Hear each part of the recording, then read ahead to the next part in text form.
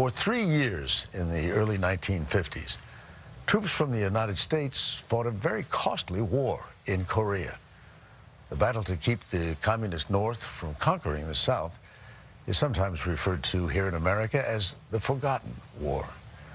But the U.S. sacrifice is far from forgotten by the nation our troops helped to save. Seth Doan has a dispatch from South Korea. Korea, a crowded little finger of land extending out of Asia's mainland. A nation not much larger than our state of Minnesota. On June 30th, 1950, 5 years after World War II ended, America went to war again. U.S. ground troops were sent to Korea, where forces from the communist North, aided by the Soviet Union and then China, were threatening the pro-Western government in the South. The 3-year conflict, overshadowed by the Second World War, is often called the Forgotten War.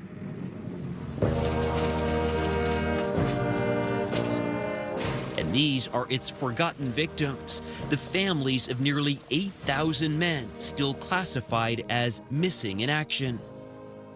MIA is a very difficult term to live with, not knowing. It's hard to put closure when you don't know. Felt like an orphan was an orphan. They called us war orphans. John Zimmerle's father, an Air Force captain, disappeared while flying a night mission in 1952. He wasn't known to be killed in action. He wasn't known to have died in a prison camp. He's just missing. A fate shared by many men, lost in areas difficult to access, some inside North Korea. In May, the siblings, spouses, and children of 24 U.S. service members who never returned from the battlefield were invited as guests of the South Korean government to visit the country where their loved ones were last seen. For most, it was the first time they'd ever come here. The trip was organized by volunteer Sunny Lee, who was born near Seoul during the war. Why does the South Korean government spend this sort of money to bring the families of veterans here? To pay back, to show them how much we appreciate it. And to introduce Korea to the families who sacrificed so much. Showing off its music, its dances, even its fashion.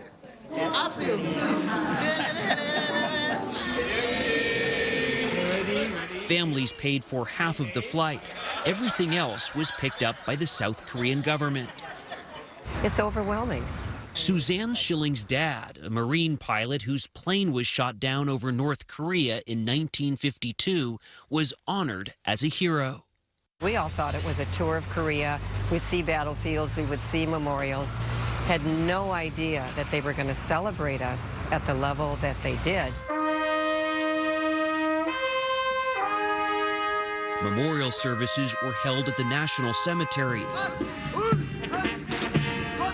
at a military base, and near the demilitarized zone that divides North and South. At the War Museum, families found the names of their loved ones inscribed on a wall. Robert Morin's father disappeared during a reconnaissance mission behind enemy lines.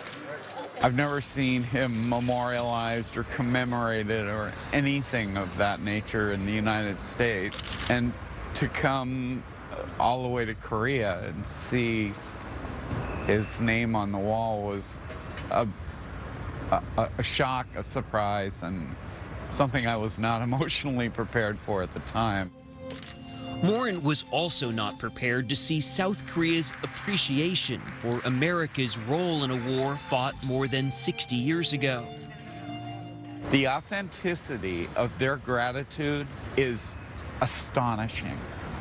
I mean, they could not possibly fake what we're experiencing from people here. It just, there aren't that many good actors in South Korea. When you look at these names, You know some of the families. Oh, yes, many of them. Sunny Lee, who now lives in Utah, first pitched to the Korean government the idea of a trip for these families of those missing in action. Why do you take this so personally? Why do you feel so deeply? Well, it's like, you know, if you're in a burning car, somebody came to save your life, don't you feel that they're your hero to pay back for the rest of your life? I feel like that. We have stopped the shooting. When the armistice was signed in July 1953, South Korea lay in ruins. People were starving. Millions were dead. But within 60 years, and with the help of foreign aid money, South Korea transformed itself into the world's 14th largest economy and 6th largest exporter, in part due to the popularity of Korean brands, including Samsung and LG, Kia and Hyundai. Economists refer to it as the miracle on the Han River, a miracle that South Koreans insist in part resulted from the American sacrifices that earned them their freedom from communism. This trip was a celebration of that sacrifice for what John Zimmerly calls war orphans. I'm here with other war orphans, and all of a sudden, we all have that camaraderie. We've seen it, all the pictures just kind of arose in one line behind me. It was like all the guys were here, all the guys that were missing had come back. It's the most, it's the most emotional I've gotten about this whole issue. And I have had emotional moments over the past, but all of a sudden it made sense. Finally finding a sense of closure, more than 60 years later.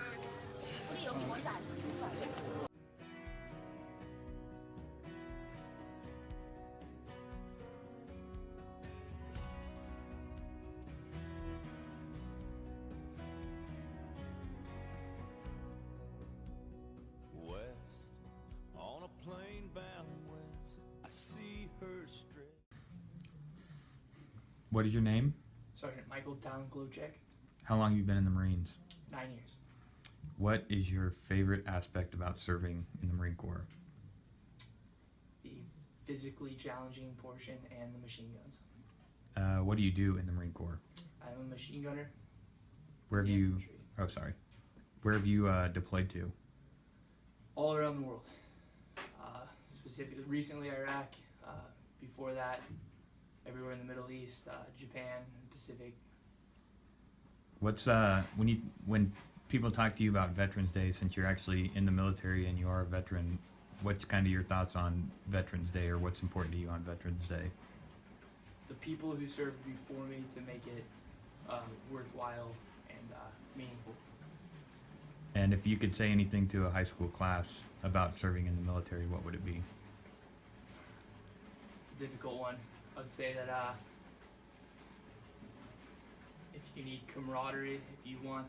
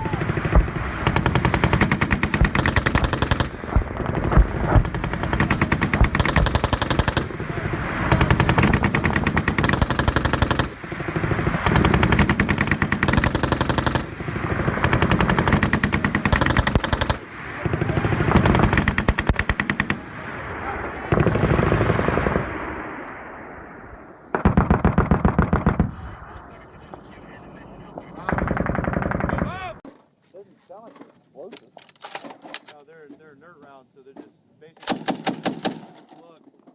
Once you're on target, I want you to search all the way down the target area. You're going to search and fire at the same time. Search and fire at the same time. Still fucking.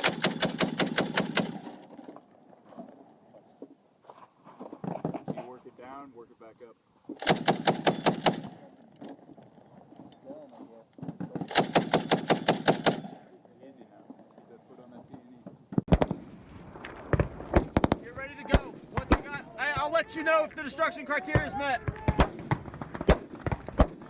Hey, Walker. Hey, is that the last hit right there? No. In the stack right here. Is that the guy right there? In the... Okay, Roger. Have him go to the ramp.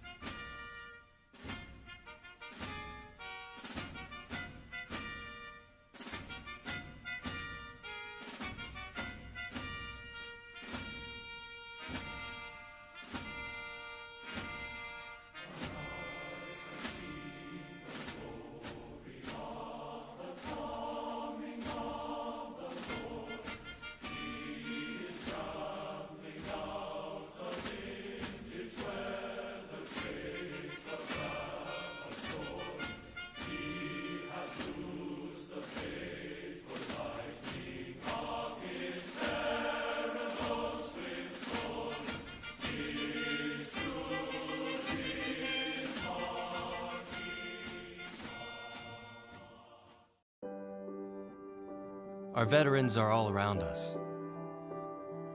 Neighbors and parents, close friends and complete strangers, leaders and helping hands, underdogs and success stories. But it's hard to show our veterans the appreciation they deserve when, out of uniform, they're more camouflaged than ever. America, this Veterans Day, let's shine a light on our veterans by changing one light to green, the color of hope and well-being, and keep it glowing every day. Because even if we can't see them, they should always be able to see our support. Visit greenlightavet.com to learn more.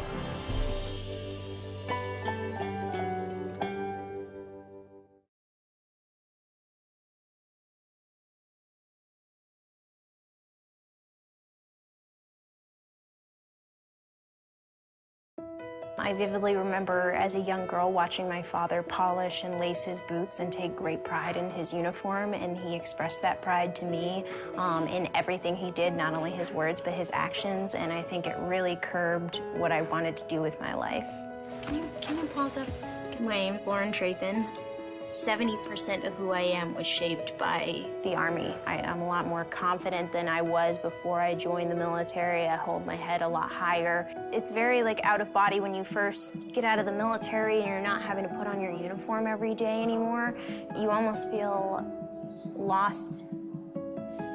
You almost feel lost in a sense that you don't know who you are anymore. You have become your uniform almost, and now that you have to take it off, you're not really sure what to do with yourself. Yeah, oh, good girl. It was an Army doctor that straight up said, when you get out, you need a puppy. I actually ended up starting my own service dog organization. Independence Paws is my dream. I've always wanted to serve in my uniform before, and I did, but now I feel like I can serve again in a different way. I've had veterans actually cry because I've let them pet my dog. The effect that my dog has had on me and the effect that my dogs have had on other people is just amazing. I think what's helped me the most has been the civilians that have readily accepted me for everything that I am. This project really excites me because I feel like it's a way to silently tell veterans, no matter where they are, that they're really not alone, and that can really affect somebody. Like, it can make a huge difference in somebody's life.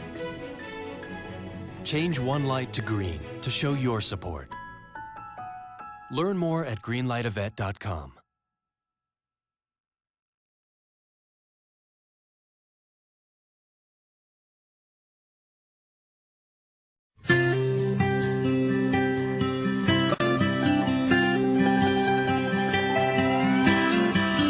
My dear son, it's almost June. I hope this letter catches up with you and finds you well. It's been dry, but they're calling for rain, and everything's the same old same in Johnsonville. Your stubborn old daddy ain't said too much, but I'm sure you know he sends his love. And she goes on in a letter from home. I hold it up and show my buddies like we ain't scared and our boots ain't muddy, and they all laugh like there's something funny about the way I talk when I say mama sends her best, y'all. I fold it up and put it in my shirt, pick up my gun and get back to work. And it keeps me driving on, waiting on letters from home.